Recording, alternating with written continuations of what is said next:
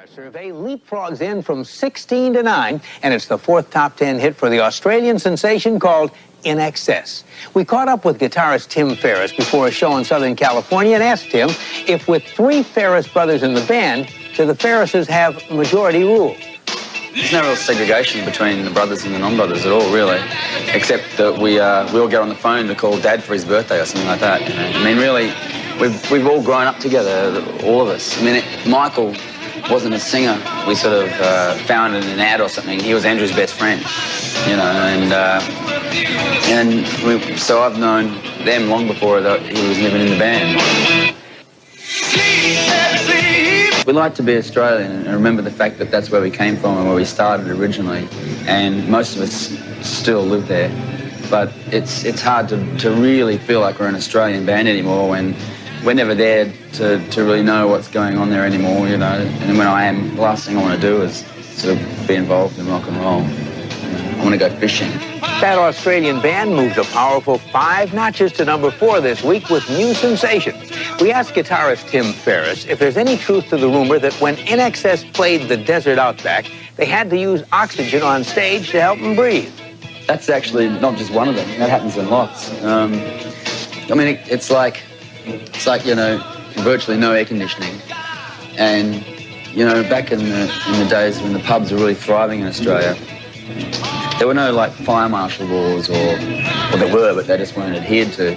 And so, you know, people would take a room that would be, say, legally capable of holding 500 people, and they put 2,000 people in there, right, in the middle of summer when it's like 105 degrees outside.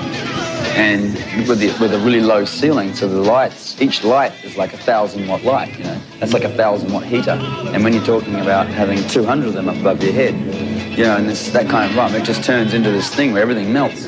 I've seen vinyl and speaker boxes melt in Australian pubs, and it gets so hot the microphone, you can't touch microphone stands and things like that. You know, it's bizarre, and it starts raining because the moisture all collects on the roof.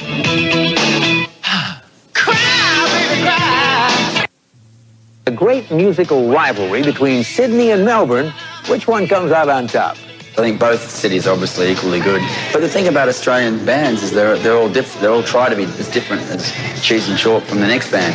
Whereas I find in other countries, particularly America, you know, if one band gets the top at being really good at one thing, there'll be a zillion bands that'll try and be exactly like them, just to have the same kind of success.